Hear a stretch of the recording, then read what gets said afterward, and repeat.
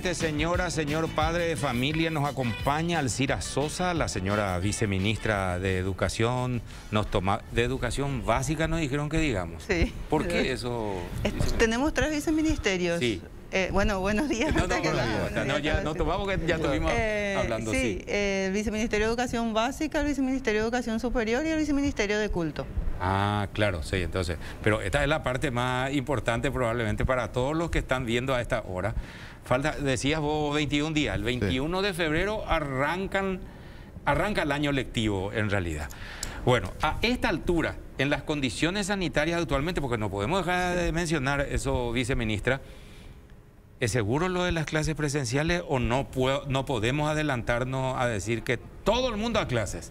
Bueno, el plan trabajado conjuntamente con el Ministerio de Salud, salvo que se den índices de contagio altos en algunos distritos, es iniciar de manera presencial el 21. El año pasado ya tuvimos esta situación y las instituciones que estaban en distritos con altos niveles de contagio aplicaban el protocolo de ir 2 semanas en modalidad distancia y luego retornábamos a la modalidad presencial.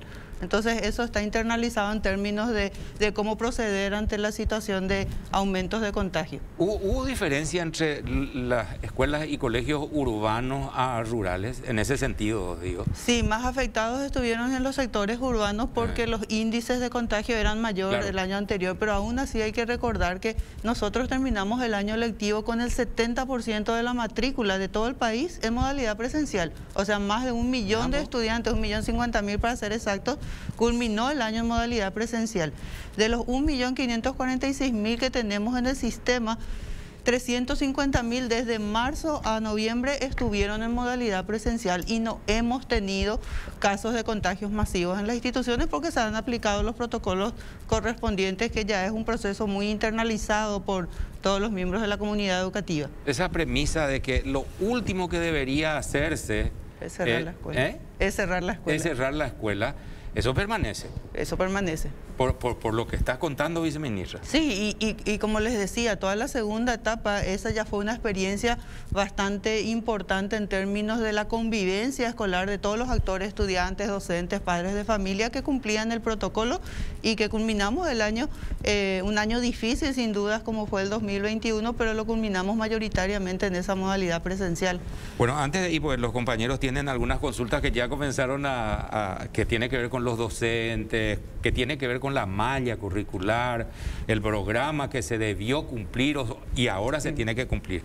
1.546.000 estudiantes entonces del sistema o del sector básico deberían volver dentro de 20 días aproximadamente a clases presenciales. Por ahora está así.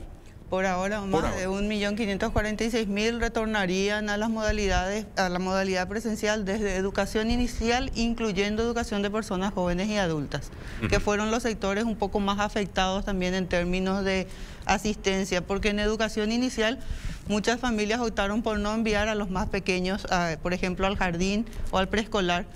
Y en el caso de la educación de personas jóvenes y adultas, que es un sector que retorna con la intención de terminar sus estudios, la situación socioeconómica también les afectó bastante y no continuaron sus estudios, así que este año también mucho énfasis en recuperar esa posibilidad de continuidad de estudios para los adultos y jóvenes mayores de 15.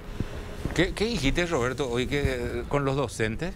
No, le decía porque estuvimos hablando también en la semana de este tema, que me da la impresión de que el Ministerio de Educación armó todo un 100% presencial y algún que otro elemento quizá donde se pueda hacer algún ajuste. Pero ¿por qué digo eso? Y quiero que nos cuente el detalle. Una suerte de veeduría van a tener los docentes, porque va a estar el docente aula, pero va a tener otros docentes de apoyo para desarrollar, porque hay muchas materias por recuperar, principalmente en matemática y lengua española, ¿es así? Así es. La estrategia es una estrategia de formación continua que se llama asesoría pedagógica. La asesoría pedagógica se desarrolla a través de una red de tutores que acompañan al docente, tanto de manera asincrónica, a través, por supuesto, de la plataforma, y también presencialmente en el local escolar.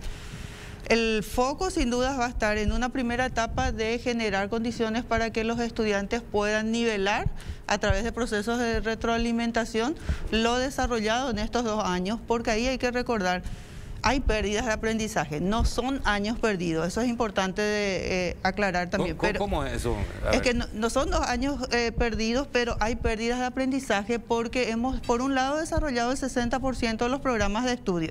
Eso en toda Latinoamérica mayoritariamente optamos por ajustar a lo que se considera capacidades imprescindibles. Y a partir de eso sabemos que la posibilidad del desarrollo de las actividades escolares estuvo supeditada también a la condición del estudiante en su hogar. En Paraguay solo el 30% tiene en el hogar recursos de media o alta gama, conectividad. Entonces por más que tengas disponible en la plataforma las actividades, muchos de los chicos dependían del celular de los padres cuando volvían del trabajo, y los niños menores requieren justamente acompañamiento de un adulto, no como los adolescentes o jóvenes que ya son más independientes. Bueno, retomando el tema de las asesorías, vamos a iniciar después de la retroalimentación un proceso de acompañamiento en estas 2 áreas prioritariamente, como lo han hecho muchos de los países de la región, y gradualmente también las otras disciplinas, de modo a permitir el desarrollo de las capacidades que en estos años se vieron afectadas y estar en condiciones para el programa propio del grado o curso. ¿Cuáles las capacidades imprescindibles, viceministra? Las capacidades imprescindibles se definen para cada grado, curso, incluso por cada disciplina, en relación a los contenidos por ejemplo, matemáticas, ¿verdad? Relacionados a, no sé, el contenido es la adición y entonces aplica las nociones de la adición y bueno, eso va teniendo niveles. Eso es matemática. En matemáticas. Bien. Y así sucesivamente en todas las, por materia y también por ciclo. Entonces, hay una cantidad de capacidades que requerís al culminar cierto ciclo para pasar al otro ciclo. Entonces, claro, esas son las que de alguna manera se vieron afectadas. Pero ojo, nosotros como país en el 2018 ya se había instalado una crisis educativa sin pandemia. Claro. Con los resultados en lengua, matemáticas y ciencias. Entonces, también eso tenemos como una situación que se suma la pandemia a complejizar, digamos, más ese escenario educativo, y recordarán que ahí justamente se inició este debate por la necesidad de una transformación educativa, mirando después de 3 décadas de la reforma, claro, la necesidad de un cambio importante, que es el gran desafío también de este año. Cuando se trabajaba en el calendario escolar, en la fecha marcada para el inicio de clases, se tenía cierta tranquilidad en decir, bueno, avanzamos en el plan de vacunación con los niños y ya se tomaba la vacuna que se iba a utilizar, se habilitaba la plataforma, empezaron a inscribirse, pero hay una demora en la llegada de las dosis. Hay una demora en el inicio del plan de vacunación a los niños. ¿Esto va a significar de alguna forma una reconsideración, cuando menos, de la fecha? No. Porque hay que recordar que el año pasado, esto que les comentaba, los niños estuvieron en las escuelas sin estar vacunados aplicando el protocolo. De nuestros jóvenes a quienes se les posibilitó vacunarse, 600.000 están en las escuelas entre el tercer ciclo y la educación media, y solo el 50% se vacunó. Entonces hubo un 50% cuya familia optó por no vacunarlos y continuaron con las actividades presenciales en la escuela cumpliendo los protocolos. Pero con énfasis en los protocolos. Con énfasis en los protocolos, distanciamiento 1.5 metros, uso de tapabocas, sí, lavado de manos, lo que ya sabemos. Alcira, ojalá se queden, yo creo que no se van a luego desmontar. Y no. Los lavatorios. No, porque ¿verdad? Ya termina la pandemia, debe quedarse. Porque claro. ¿Cuántas enfermedades nos ahorramos y aprendimos eso de estos últimos 2 años? Así mismo, ha colaborado también, por supuesto, a disminuir otros tipos de enfermedades, sí, y bueno, por otro lado, es una inversión importante que se ha hecho en las instituciones educativas para permitir que haya más de estos lavados disponibles en el patio de la escuela. Y creó incluso una cultura apreciada por extranjeros. Vi que argentinos principalmente. Argentinos, ¿qué es esto? Sí. No, hay que y esto ustedes ponen sí. Y en todas partes, sí, se aprecia eso. Sí. Y yo creo que debe quedarse, porque me parece espectacular. En lengua, ¿qué tan atrasados estamos en estos 2 años? La realidad, bueno, los números en términos de resultados de aprendizaje, que son los últimos relacionados a pruebas estandarizadas, son del 2018. Porque el año pasado se tenía que hacer el siguiente, pero no se podía porque no había comparabilidad al haberse dado esta situación de pandemia. En realidad, entre el 70 al 80% de nuestros estudiantes en el país están en los niveles más bajos de aprendizaje, entre el nivel 1 y 2.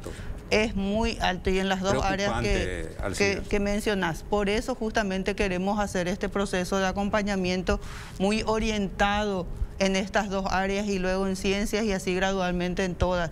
Mira que para eso también estamos disponibilizando desde febrero, vamos a empezar a distribuir, además de los kits que ya se están distribuyendo de los kits de útiles, vamos a distribuir materiales para lengua y matemáticas, algunos van a ser cuadernillos para los más pequeños y para los más grandes van a ser textos.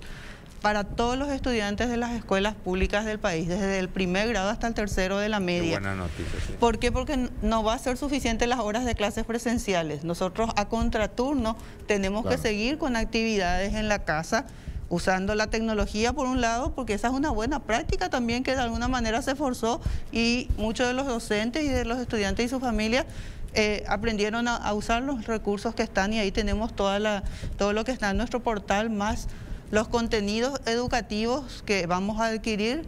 El año pasado, a finales de año, una licitación nos permitió ampliar eso, entonces vamos a tener una batería de materiales que van a dar soporte para acompañar todo este proceso de recuperación. Doctora, un tema, no sé hasta qué punto tenemos esa expectativa de la doble escolaridad, que para el caso que de los planes que estamos implementando, digo porque todos los paraguayos creo que nos queremos involucrar en el tema de la educación.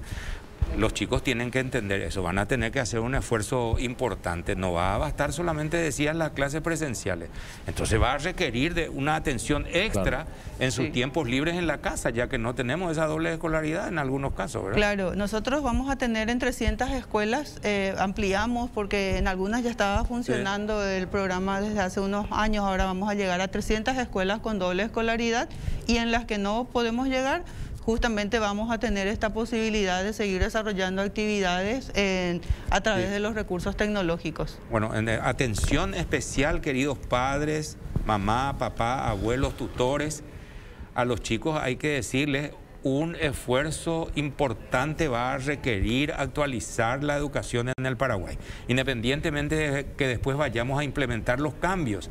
Pero por ahora, el año que comienza va a ser difícil, duro. Y hay que estar preparados para eso. Así que gracias por estar aquí con nosotros. Cuando gusten. Éxito para ustedes, les vamos a estar molestando. Cuando Doña gusten. y Mimita va a saber qué novedades hay. Sin problemas, Gracias. Es importante comunicar lo que se está haciendo para sumar también el esfuerzo de todas las comunidades alrededor.